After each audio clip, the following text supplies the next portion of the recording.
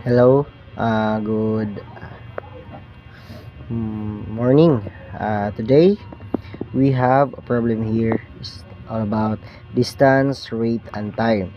So our problem is Anna and Ben are traveling to the same town for a weekend getaway. Getaway. Anna leaves her house at 8 a.m. and drives at a steady of speed 60 miles per hour. Ben leaves an hour later at 9 a.m. and drives at a speed of 75 miles per hour. How long will it take Ben to catch up to Anna, and how far will each of them have traveled by that time? So, given Anna's speed 60 millimeters per hour, Ben's speed is 75 millimeters per hour. Anna's leaves at 8 a.m. Ben leaves at 9 a.m. So, here, 60 ang speed, rate, and time is 5/4. Let's solve. When Ben starts driving at 9 a.m., Anna has already been driving for 1 hour. So by that time, Anna has traveled 60 miles ahead. Starts when Ben begins to travel. So here, 60 millimeters r times 1 hour. So 60 miles na. 60 miles ahead Anna has 60 miles ahead over an hour, 1 hour.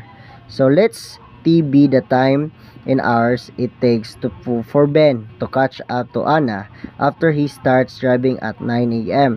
So Ben will travel the distance, rate, and time equals 75 is the rate of her speed and over time. So in the same time, Anna will travel an hour additional 60 miles. So 60 plus 60, since Anna already has a 60 miles ahead start, the total distance Anna will have traveled by the time B catch up is equation 75t time 60 plus 60 time of the Ben should catch up. Ben catch up to Anna when they have both traveled the same total distance. So 40, 75 plus t equals 60 plus 60. So it will take Ben 4 hours to catch up to Anna after he start driving at 9 a.m. So 60 over 15, divide both sides by 15, cancel. So time is 4 hours so that Ben could catch up to Anna.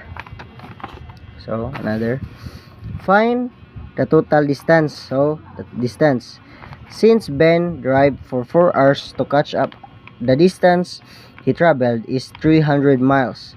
So distance, rate, and time 75 over 4 hours to 75 millimeters here speed. Distance is 300 miles. 75 times 4 is 700. Answered, time for Ben to catch up 4 hours after 9 a.m. which is na 1 p.m. Distance traveled by each is 300 miles. Therefore, when Ben catch up to Anna, they have both traveled 300 miles. Thank you.